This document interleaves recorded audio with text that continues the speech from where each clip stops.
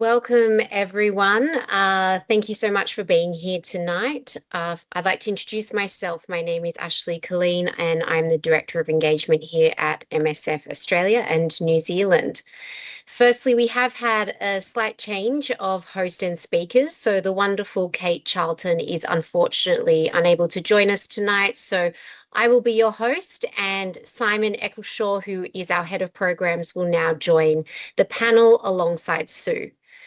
I'd like to begin by acknowledging the traditional owners of the land on which I meet with you all this evening, the Gadigal people of the Eora Nation, and pay my deep respects to elders past and present, and extend that respect to all First Nations people present on the call today.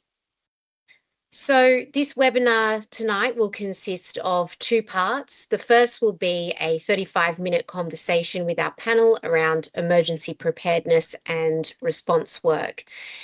And the second part will be in response to all of the incredible questions that we received. So thank you to everyone who submitted a question. We received over 100 of them, and we look forward to answering some of them this evening. So the theme for tonight is every second counts. And what does that mean for MSF? Well, when disaster strikes, there really is no time to lose. Every second can mean the difference between life and death. And in many places where MSF works, individuals and their families simply can't reach medical care fast enough. Conflict, damaged hospitals, blocked roads, or the cost of transport can delay access to vital treatment. And these delays can turn treatable illnesses into life-threatening emergencies. With global crises increasing from conflict and displacement to climate-related disasters, the demand for rapid emergency medical care has never been greater. So for those who don't know who MSF is, so Médecins Sans Frontières, also known as Doctors Without Borders, is an international humanitarian organisation. We exist to provide medical care, to inform, to help people affected by crisis, regardless of who they are or where they're from. And that is really guided by our principles of independence, neutrality, impartiality, universal medical ethics, and a commitment to bearing witness and accountability, which we will speak about more tonight. Every day, our teams deliver medical humanitarian assistance in some of the world's most challenging environments that Sue and Simon both have experience with. Our teams respond to conflict, epidemics, natural disasters, and situations where people are excluded from or have very limited access to healthcare. Our teams may run hospitals, mobile clinics, vaccination campaigns, and emergency response operations to ensure that people can access the care that they so urgently need. Today, MSF is present all around the world in more than 75 countries.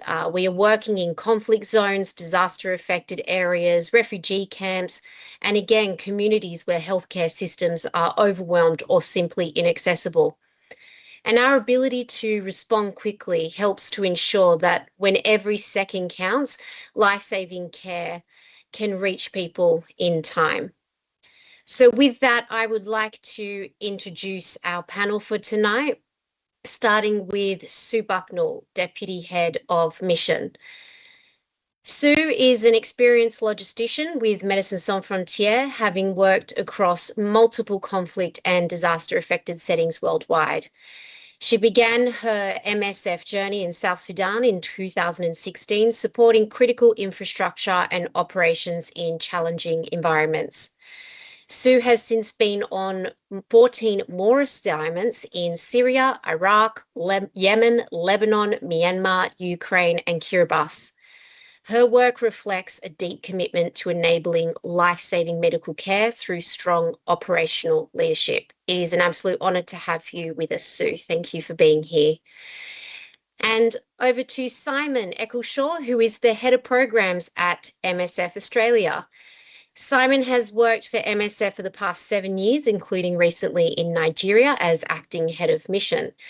He has over 30 years' experience managing humanitarian and development assistance programs with governments and NGOs, including managing disaster and conflict response operations across the Asia-Pacific region, in Africa and in the Middle East.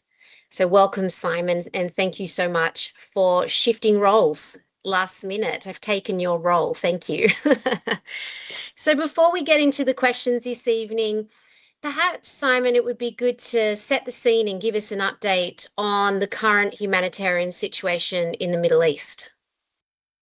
Yes, thanks, Ash, and good evening, everyone. I think it's really important that we start this with the urgent crisis that is unfolding around us now in the Middle East. I'll start briefly with Gaza.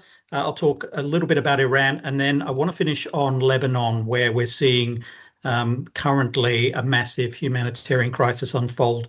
And we've got a little video which we'll flick to in a few minutes to reflect on there. But let's focus initially on Gaza. Many of you are probably aware that there's been a big discussion of late regarding the registration of international NGOs in Gaza. And MSF is amongst 37 principled humanitarian actors that have had their registration curtailed as of the beginning of March. However, despite that, MSF is maintaining its presence in Gaza and the West Bank. We will stay as long as possible. We will always find a way to work there. And we're currently registered under the Palestinian Authority, but we're shifting a lot of our emphasis towards advocating towards the government of Israel and to other states globally around the impacts of that deregistration. Of course, the scale of humanitarian need in Gaza at the moment is massive. There's a lot of unmet humanitarian need, and deregistration of principled humanitarian actors like MSF is really impacting on the population in a very negative way. It's reducing their access to healthcare, to food, to water, and other basic needs. We are reminding states, including the state of Israel and the state of the United States, that Israel has a legal obligation to facilitate, not to block, access to humanitarian assistance. As an occupying power, Israel's occupation of Gaza is considered unlawful, and MSF will continue to push for respect of international humanitarian law and access for our own and like-minded organizations. We play an important role in Gaza on bearing witness to what we see, and there's a real risk now that removing principled humanitarian actors will take away some of that independent, objective witnessing. And as such, we're concerned that this development in Gaza is part of yet another systematic attempt to control the population. If we look at the current escalation in the crisis, the situation in Iran is currently dire. MSF has 3 projects in Iran, but right now we're focused on duty of care, safety and security of our own staff. With the ongoing bombing happening across Iran, we are very concerned that we maintain that safety and security of our staff, and we stand ready to expand our support to the population if and when the situation allows it. We do have resources in country. We're ready to be able to step up our assistance when that's needed. I'd like to shift now to a short video. It's about 1.5 minutes, and it's from Lebanon. If we could have that up now, and I'll talk briefly after the video. Hours stranding on congested roads as they try to evacuate, while many others who have chosen to stay behind describe the intense airstrikes and devastation around them. This comes after 15 months of a ceasefire that never brought an end to Israeli attacks, leaving families once again facing impossible choices, fleeing their home or staying under threat.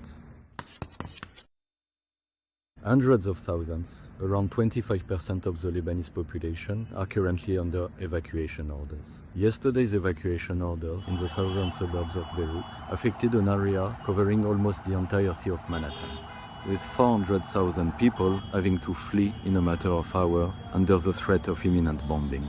In many parts of Lebanon, people are sleeping in cars on the streets because there's nowhere else to go. Israel's bombardments and incursions are driving families away from their home. They need protection, water, basic relief items, and access to healthcare.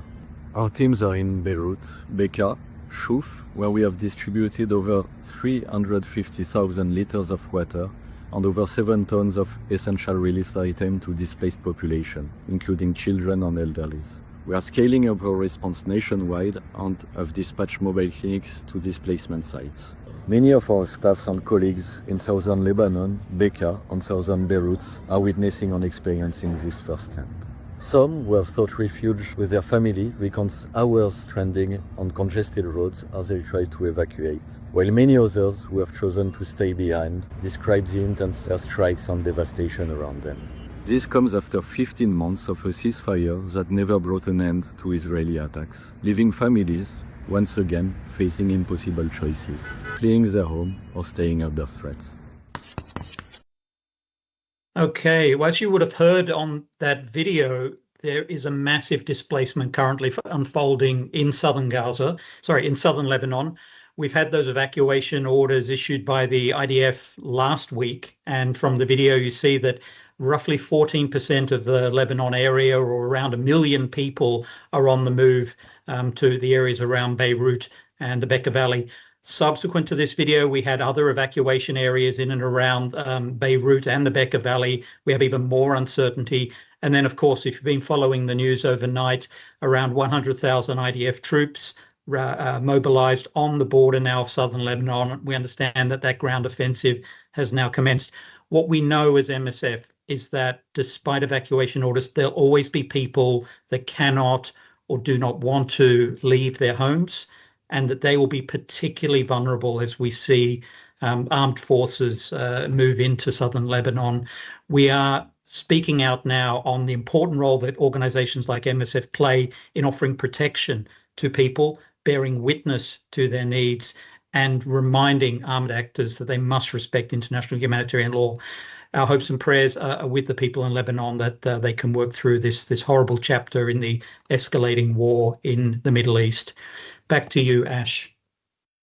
Yeah, thank you so much, Simon. And it's very sobering, in addition to what we have seen over the past 3 years, and we have become very well versed in this notion of every second counting, especially when the situation is so fragile, volatile, and unknown. So I'm wondering, for you, Simon, when we say every second counts in an emergency, what does that look like on the ground in those first critical hours and beyond? Yeah, great question, Ash. And it's really cuts to the core of what it means to be MSF and who we are as an organization. Because at our core, we are essentially a medical humanitarian organization that gets involved in life-saving emergency medical assistance, be it in hospitals or health clinics, or as we've seen in mobile clinics, such as in southern Lebanon. There is a role we play in providing life-saving medical care, be that through treating illness or dealing with the trauma of injuries that people suffer in an active conflict area. There's also the work we do in stabilizing patients so that they're able to be transported on to receive medical assistance. There's the life supporting work that we do in and around hospitals in terms of protecting that space, setting up supply lines, and enabling people to access essential services like water and food and shelter. So it's that urgent humanitarian mission that MSF was founded on that really talks to every second counts, because MSF is there to save lives. And if we're able to do that, we need to really have a look at the whole system around how we set up and support and prepare for a sudden onset crisis or a natural disaster. And that's where people like Sue and their role as logisticians and their roles as managers really come into play. Yeah, it's a good point. Sue, I'd love to hear your experience. Obviously urgency and needing to respond quite quickly is absolutely paramount, but it's everything that happens after that, which is just as important, as Simon said. So what experience do you have in terms of the urgency when it comes to things like vaccination campaigns, water supply, etc.? Yeah, thanks, Ash. And it's a good question. So I don't know if I'm coming through there. I look frozen. You are frozen, but we can hear you, which is great. You can hear me? Okay. Yes. Okay. Just imagine I'm very still. So yes, as we saw in that video there, a lot of the time during conflict, you see a mass displacement of population. This leads to people in overcrowded living environments without adequate water supply, without proper sanitation systems. And that in turn leads to the spread of disease. We saw this, my last assignment was Sudan, where we saw a huge cholera outbreak amongst the displaced populations. And cholera spreads very fast in those kind of environments. And it really is one of those diseases that you have to be prepared to respond before the need to respond. Because if you wait for an outbreak, you are too late. What I like about cholera is, if you could say that, it's actually very easy to treat. But cholera, it has around a 50% mortality rate if people don't have access to treatment. That drops to less than 2% when people have access to the right healthcare. And the right healthcare is very simple. It's about hydration. It's about clean water supply. It's about being able to keep people hydrated. And for the more severe cases, a small amount of drugs. But it will spread quickly. So you go from 0 cases to 100 cases in a matter of 1 or 2 days. So there's no time to prepare once it starts. And that's where having things pre-positioned, having a plan already in place.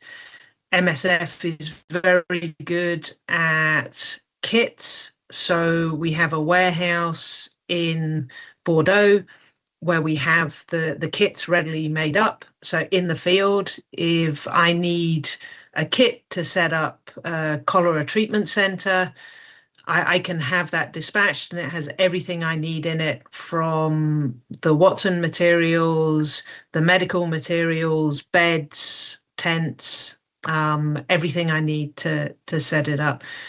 So certainly that ability to respond quickly and have things pre-positioned, ready to go in those mass displacement situations is critical.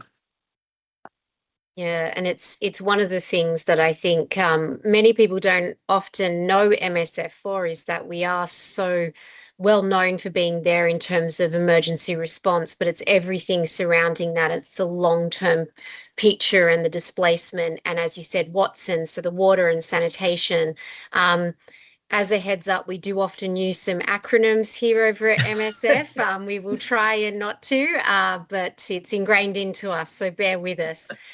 One of the questions that we often get asked, because if there is so much need and there is such a huge amount of crisis that we're existing within the world right now, is how does MSF decide where and how to respond? We have a lot of impossible choices that the teams deal with every single day, and I would love your reflections on this. So yeah, Sue, maybe over to you first.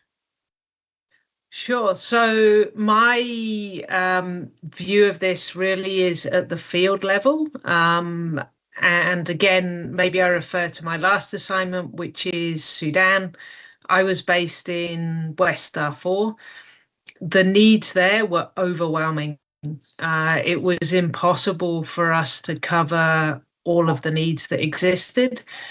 So the aim is to do the most good for the most people. And really the independence that we have, which comes from our method of funding, allows us to ensure that that decision is always based on a medical need.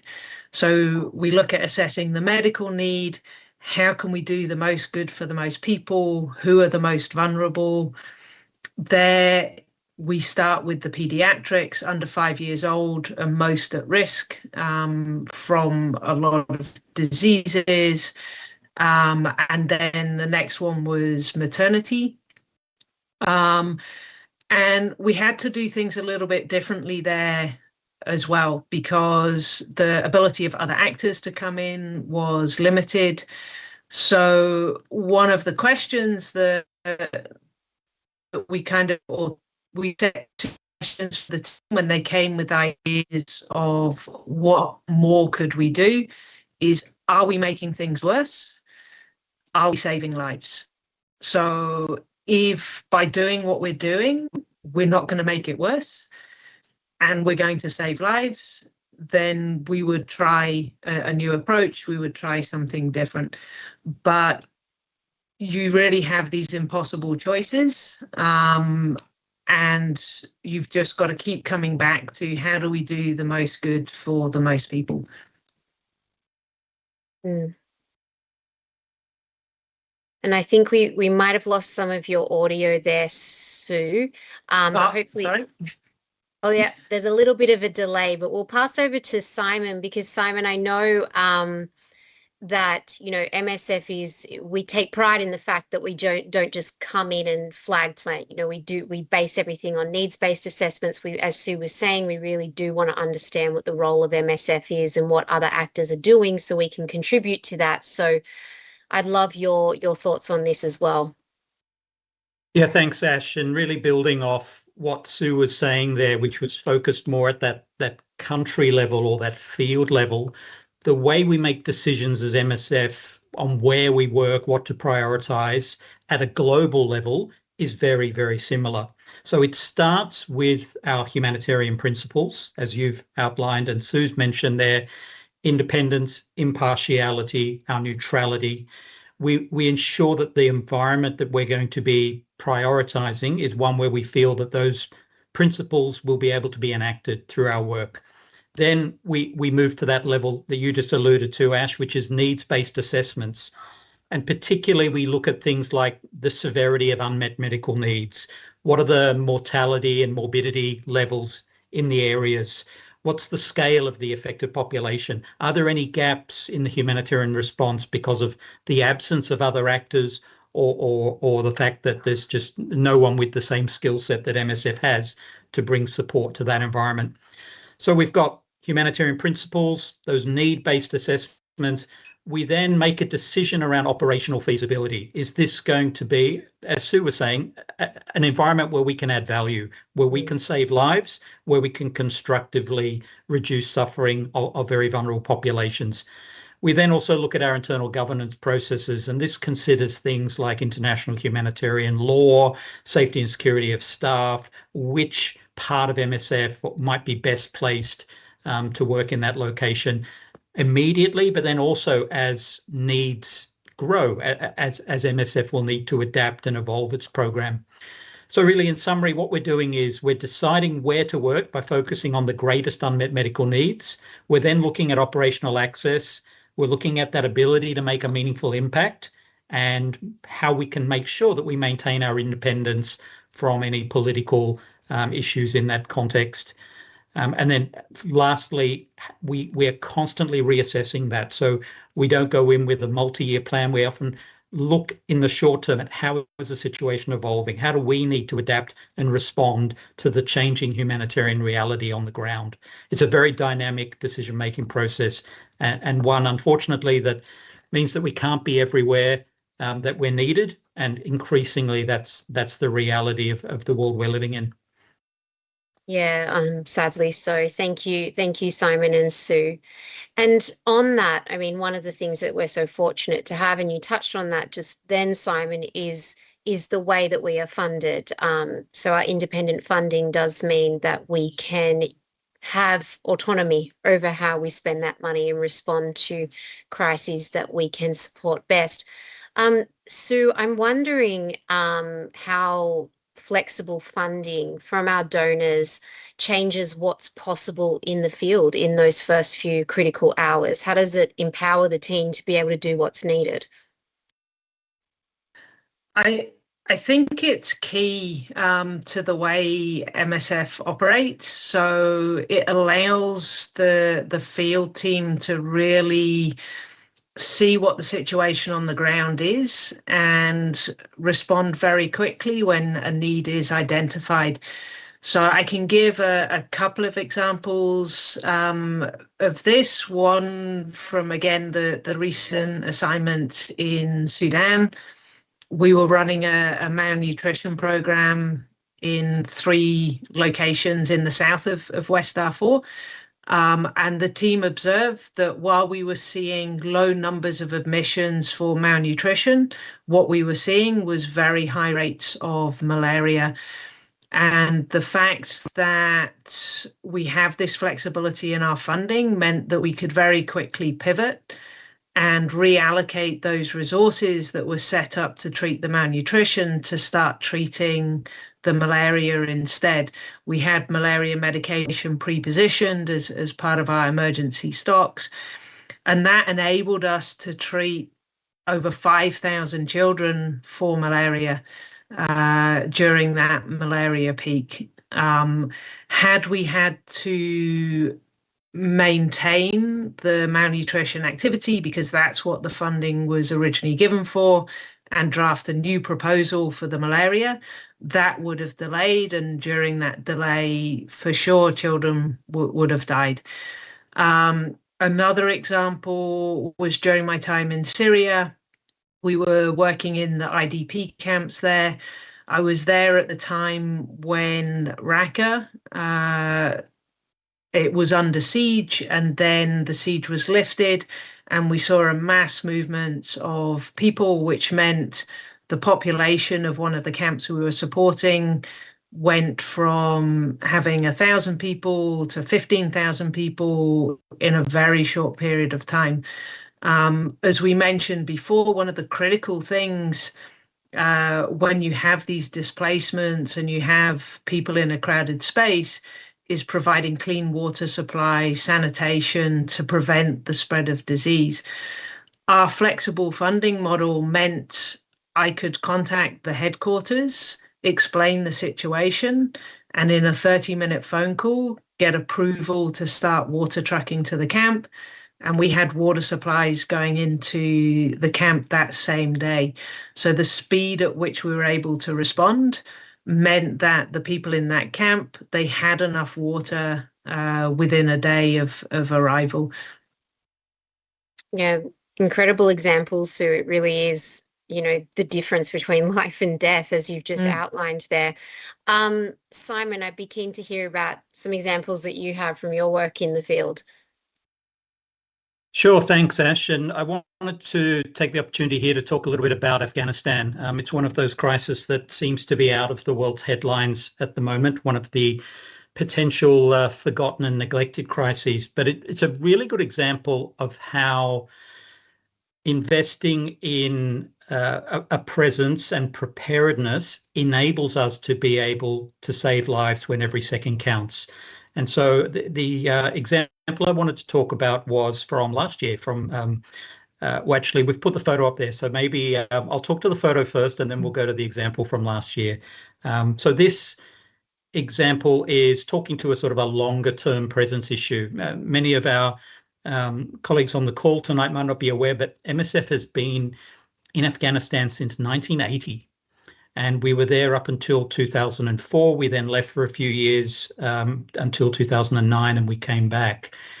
That longevity in a country which has seen many different changes of government over that time builds an understanding of MSF's principles and builds an acceptance. It builds access. And so we have privileged access to governments on whatever political persuasion, because we work consistently with our principles. They know that we're predictably going to work in a way that reflects international humanitarian law, that reflects independence and impartiality. So this conversation I was having, this is back in 2023, I was meeting with the acting Minister for Higher Education, and all of the ministers at that time were acting. They were newly appointed members of the Islamic Emirate of Afghanistan, or the Taliban government. And we were having a conversation about a potential project with a teaching hospital in Kabul, because we were very concerned as MSF that the closing of schools, the closing of the nursing college for women, meant that there wasn't going to be a pipeline of new staff coming into some of those projects, and we wouldn't be having the capacity in the years ahead to be able to respond when there was an urgent and unmet need. So we were having a good discussion about the importance of MSF taking on a role of training and coaching and bringing through the next generation of medical staff so that Afghanistan would have the capacity to respond when there is an earthquake or another disaster in the future. And I'll segue now to the 2025 earthquake, which happened in eastern Afghanistan in the provinces of Kunar, of Nangarhar and Lagman, which were traditionally off limits to everyone, off limits to MSF, but even off limits to the Taliban, as these were strongholds for Islamic State in Afghanistan.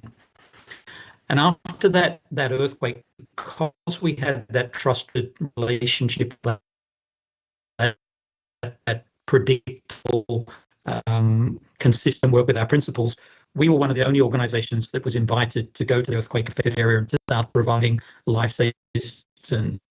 And this was at a time when there weren't other actors. There wasn't the UN, there wasn't other NGOs there. NIST was able to a temporary mobile clinic. And now I understand from talking to our medical coordinator there just a couple of weeks ago, Matilda, she was telling me that we're actually going to be opening a more permanent project there because the needs are so great.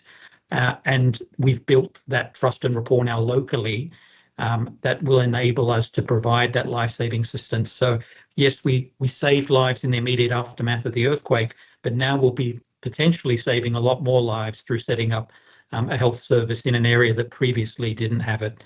So it's a really, for me, a really poignant example of how building a predictable relationship with parties in a conflict is essential to having that capacity to respond immediately, to be able to save lives when a sudden onset crisis hits. Yeah, fantastic. Thanks, Simon. And we've got a little bit of lag on you as well. But look, for the MSF people on the call, we're very used to dodgy connections when we're connecting to projects. So thanks, everyone, for hanging in there with us. So that brings us to the end of the panel part of the evenings. Thank you so much, Sue and Simon, for your insightful responses there. And we're now going to move to the Q&A for the audience questions. As I mentioned, we received over 100 questions ahead of the event tonight, which is just incredible. Thank you so much for your interest. And we're really looking forward to going through these. I think some of them have already been touched on during the earlier part of the conversation, but for the rest, I'm sure Sue and Simon will do their best to answer it. One of the big questions that we always get is, what can I do? A lot of people are feeling like there's not a lot of control in situations like we're in right now. And we're very grateful for this question because what we can do is we can take action and can do something to make things better. And as you just heard from Simon and Sue, every second does count, and your generosity allows us to independently make tough decisions and intervene swiftly when it needs to happen fast. And that's made possible by support and donations, of which we are so incredibly grateful. So on the screen now, you can see a donation link, and there's also a link in the event description below. And you can head to our website too if you are able or interested in making a donation. And with that, let's jump into the Q&A. So the first question we have is from Isadora. Simon and Sue, how do you balance speaking out strongly about what you witness, for example, in Gaza, with the need to maintain access and keep teams safe? And has that become harder in recent years? Simon, as our head of programs in Australia, I might throw that one to you. Yeah, thanks, Ash. That's a really tough question from Isadora, but it really speaks to the level of contextual analysis and discussion that we need to have in MSF in order to be able to get that balance just right. We look at context from local to global, and Gaza is perhaps no better an example of how that needs to be foremost in our thinking. If you like, the foundation for how we answer this question is really about being steadfast in support of our medical humanitarian mission and how we can ensure that we're going to protect our humanitarian principles. So essentially, we're asking the question, what will make the most impact on patient health and safety? Will speaking out make the most impact? Will it help to bring in other resources? Will it change government policies? Or is it more important that we protect access? We do not risk being deregistered or thrown out of a context like Gaza. And so it's looking at that local access to global resourcing that helps us answer that question. And again, I want to say answers don't come quickly. Sometimes we have to really discuss this at all levels in MSF to be able to get a position that's consistent, that's going to protect our principles and our reputation in the future. So at least we're seen as being consistent and principled in our action. Very much this is rooted in international humanitarian law, and where possible, we use that in negotiations with states. So we will remind states of their obligations when they sign up to international humanitarian law and UN declarations or UN conventions, that they are obligated to allow humanitarian access, and that there shouldn't be a question around our role as an independent medical organization speaking out on what we see witnessed, what we see on the ground. Increasingly, unfortunately, we're finding that those international humanitarian law foundations are being questioned and challenged by states. So it is getting harder. It has become harder in recent years, and we expect it to continue to be difficult in order to be able to protect those principles and those foundations around access that we've enjoyed for many, many decades. I might pause there and see if Sue wants to add on that. Yeah, thanks, Simon. So I guess, again, speaking from my view, which is the field view, speaking out is something, as Simon said there, it's always a big consideration. There's a lot of conversation as the operational person in the field. Our view is sought in terms of what the consequence might be on the project, on the activity on the ground. I think going back as well to what Simon was saying before about building those relationships over a long period of time, this also has an impact when it comes to speaking out. When the local authorities understand the MSF principle, they understand that MSF speaks out on these topics. You can manage the relationship at the local level while speaking out at the global level. Another thing maybe to highlight is our speaking out isn't always public. So we also use that speaking out and that bearing witness, providing evidence in meetings with the UN or to advocate with different authorities to then influence the outcome. So it's not always a public speaking out, but that bearing witness and talking about things that we have seen ourselves is a very important part of the MSF advocacy, because with that comes the trust in MSF that when we raise something, it's because we've seen it. And I think that's a very valuable part of what we do.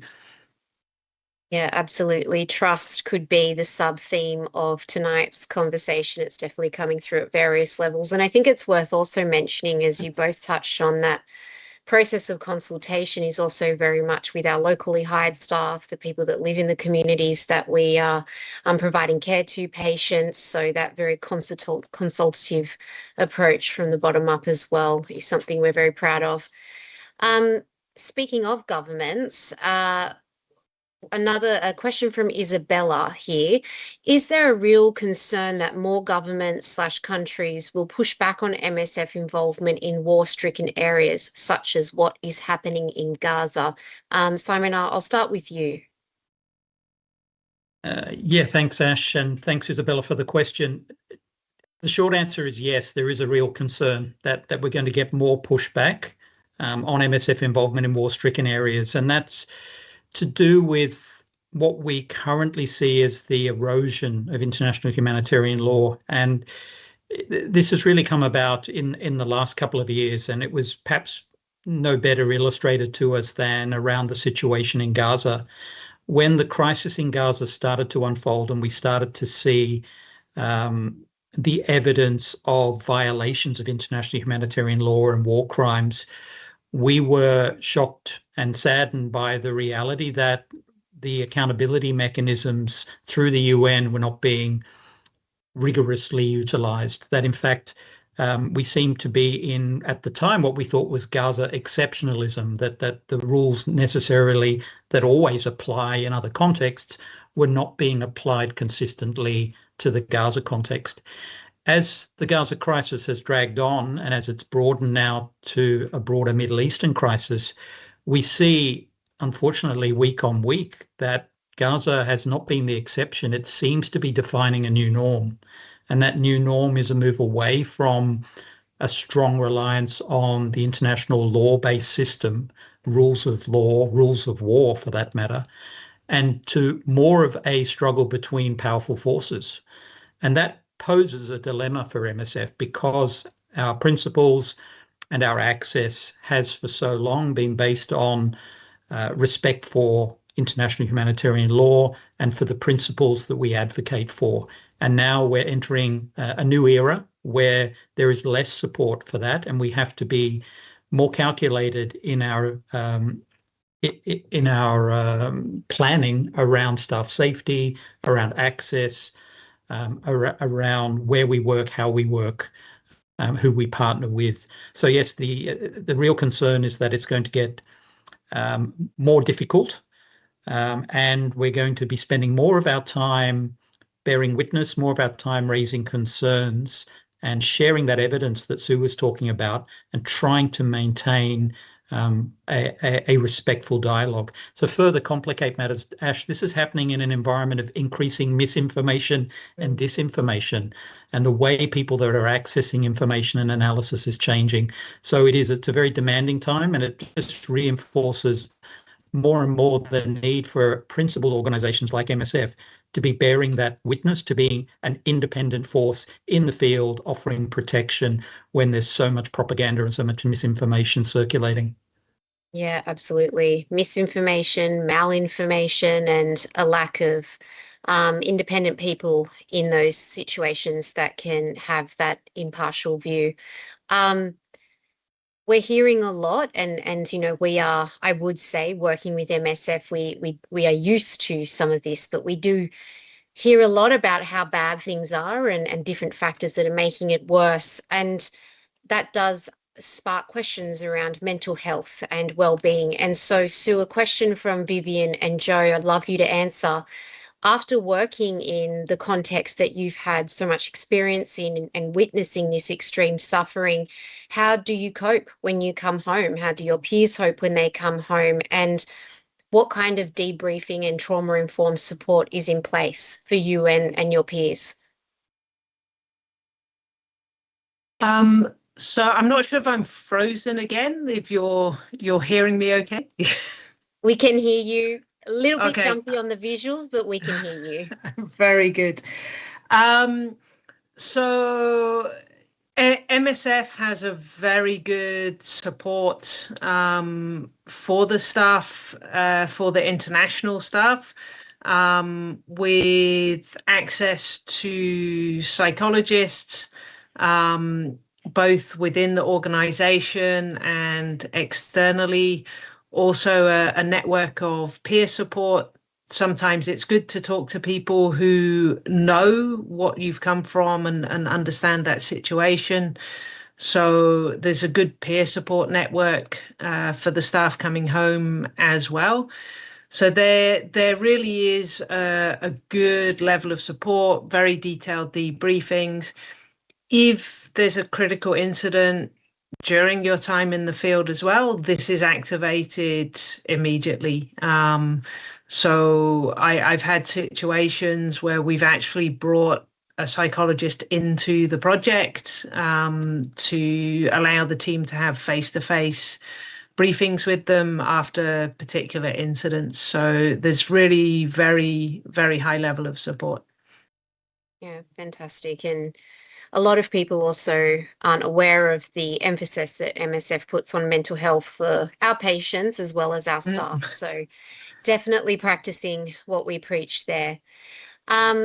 And maybe another follow-up question for you, Sue. How do you personally stay hopeful and grounded when you're working in these types of emergencies? And what have you learned that might help supporters manage their own feelings around the state of the world?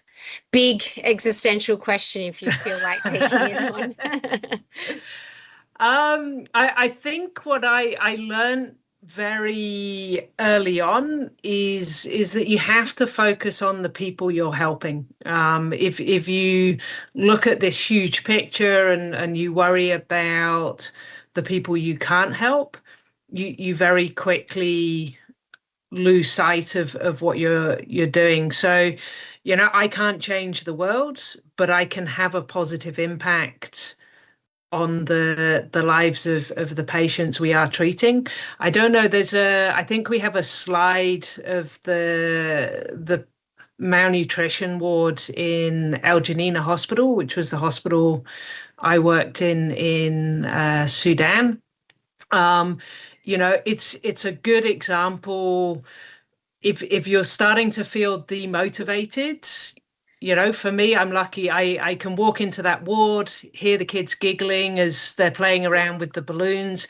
These are children that when they arrived in the hospital were too weak to move. And then you see the difference that has been made. I mentioned the water supply in the IDP camp in Syria. It's one of the most satisfying jobs for a logistics person, installing water supply in those camps. When you saw the faces of the people when they went to the taps and clean, cool water came out of the taps, and before that, the only water they had access to was water that was, heated up in the sun in plastic tanks. That response is just unbelievable. And I remember I worked in Mosul in Iraq. We had the maternity there. It was known as the Mosul Baby Factory. We were delivering 1,000 babies a month. I walking through the hospital corridor, and this large Iraqi lady just comes up, grabs me by the cheeks and starts hugging me. Her grandchild had just been born in the maternity. So those things, you realize these are real people. You're having an impact for them. You've made a difference. So there's a lot of people you're not, you can't reach, but we're reaching a lot of people. Yeah, beautiful examples. We often say it's finding the moments of joy, and you found some really joyful moments there. I've got a question from Justin and Ahmed, and I'm wondering if you're able to answer this one, Simon. It's probably more on behalf of our international HR team. What qualifications and profiles are you looking for in field staff, both medical and non-medical? Obviously, we have roles such as doctors, logisticians, clinical psychologists, but and what is the first step someone should take if they're interested in applying to work for MSF? Yeah, thanks, Ash and Justin and Ahmed for that question. And it's always heartwarming when people are interested to come and work for MSF. I mean, for me, that just shows that our values, our principles, and what Sue was just talking about, that lived experience of humanity is so right. It's, in this confused world we live in, that people still have a humanitarian conviction gives me hope, gives me a bit of joy. So thank you, Justin and Ahmed. The first step in answering your question is to visit our website and review the content there. Lots of detailed information about our essential criteria, application process, etc. There is a high need for profiles, technical profiles often, such as pediatricians, pediatric nurses, plastic surgeons, obstetricians, gynecologists. We're consistently having high needs for those profiles. For logistics and human resources, we've got high demand for people who are able to speak French, ideally at the level of B2 or higher. That's because of a lot of the projects where we work in parts of Africa in particular, French is the language of the mission. For doctors, in particular, you must have fellowship in your specialist area to be considered. So that means we're not looking for people straight out of medical college, medical school, university. We want people to have worked for a couple of years in practice before they come to MSF. So they've got a good understanding of how a functional health system works and the management of hospitals and health clinics, etc. So again, first step, visit the website and take the links from there. We do have what I called career managers at MSF who are happy to have a conversation with you, also to provide more information and to shepherd you on that application journey. Back to you, Ash.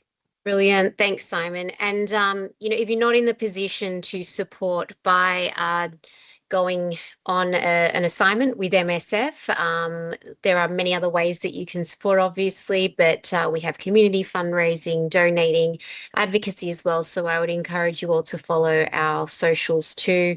Reposting things, just getting the word out there is just as important. Often we find that we're working in contexts which don't have the attention of the domestic or international media. So having those conversations with your peers and your networks is just as important.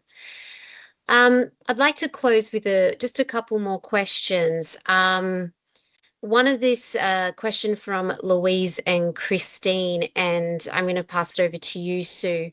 To what extent do you rely on international staff versus local health workers in places like Palestine and Sudan? And how do you support existing health providers such as midwives and community workers? Yeah, that's a great question. And it really depends on the context and what resources are available. Our preference is always to use the local resources. So if available, so for example, in Iraq, we had some very highly qualified medical staff, midwives. Generally, the majority of our staff will be local hires, and then we will bring specialized international staff where those resources are not available. So we might bring a midwife activity manager that can support the midwife team in implementing some of the MSF protocols. We might bring surgeons, anaesthetists in order to train and add strength to the local staff. Also, wherever possible, we work with the Ministry of Health in the system. So our aim is not to set up a parallel health system in a country, but to try and strengthen the existing system. So in many places that I've worked, we're working with the Ministry of Health and supporting them to ensure that there's access to health care for the population. Yep, fantastic. Thanks, Sue. And, in the case of Palestine, for example, in Gaza, it is our locally hired staff who are continuing our operations there. Our locally hired staff are the majority of our staff in projects. They are the backbone of MSF, and they're the reason that we can do what we do. A final question for you, Simon. Who ultimately decides when a context is too dangerous for MSF to send or retain staff, and how much say do staff themselves have in that decision? Yeah, thanks, Ash. That's another great question and not an easy one because like Sue's answer to the last question, it really does depend a lot on context. In so many places where we work, we don't have perfect information. And so we're having to make timely decisions based on imperfect information, and necessarily we need to err on the side of caution. We need to protect staff safety and well-being as our top priority. And to do that, we try our best to involve staff in that decision making. So, for example, when I was working in Afghanistan just after the fall of the government or the transition to the Taliban government, we had the situation, where a lot of the local medical staff had left the country. So people who could flee Afghanistan were fleeing. So we saw a lot of wealthier individuals, middle-class Afghans, taking themselves over borders to Iran, to Tajikistan in the north, or to Pakistan. And so in some of the facilities where MSF was working, we had to substitute in the short term before being able to rebuild some of that local capacity. And so we were bringing in more and more expatriates, and understandably, people were really concerned about this, the safety and security. So we have a system in place where we do regular assessments, but I'll talk a little bit about the personal level of this because I think it's really important. We have a conversation with every staff that is intending to go and work for MSF in a high intensity conflict. We call it a HIC briefing, or a high intensity conflict briefing. And that's a conversation. In Afghanistan, it was a one-on-one conversation for about an hour between the country rep or the head of mission and the prospective staff. And we talk through the current reality around incidents, around the security context. We give the staff member, as best to our ability, the accurate, real, current information. And then we ask them to be able to make an informed choice. We don't sugarcoat it. We talk about the risks. We talk about previous incidents that have happened outside of MSF with other organizations, but we give a full picture. And then we ask the staff to be able to explain the choice that they're making, if they are willing to come and work in those conditions, or whether they feel that actually the context isn't right for them at this point and that they might prioritize another mission. So we're really trying to be open, transparent, and communicative about that. We share our methods. We provide also that strategic level guidance and reassurance that the mission is constantly reassessing the security environment, and that if there's a need to evacuate, if there's a need to downsize an operation, if there's a need to move out local and international staff, that those decisions will be communicated in a timely manner through their management. And so we really do place this as the utmost priority, because we're dealing with people's lives. And I can remember a touching moment I had with a discussion on this in Afghanistan, where one of the staff came up and was holding my hand at the end of this, and he said, we have to be here, but you guys don't have to be here. You're volunteering to come to this context, and we love you and appreciate you for that. And that is really, for me, what it is. It's about a choice to come and to work and to accept the risks and to manage the risks. And so that's really, I think, at the heart of MSF's mission. Yeah, absolutely. It's a beautiful memory to land on. So we've come to the end of tonight. I want to thank Simon and Sue so very much for your time, for your words, for your memories, and just for the work that you do. It's just incredible to hear, and you're both incredible people as well.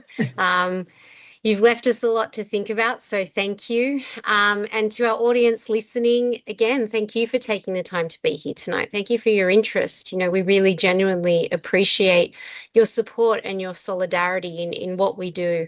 And we can't do this alone. We rely on people like you. As we've heard tonight, we don't take money from governments.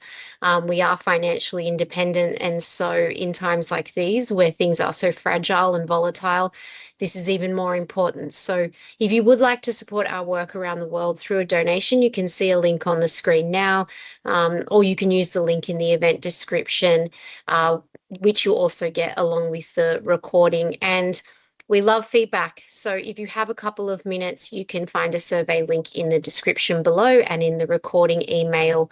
So please do take some time and give us your feedback. So thank you again for tonight. Thank you, Sue. Thank you, Simon. Appreciate your time so much, and appreciate everyone for joining us.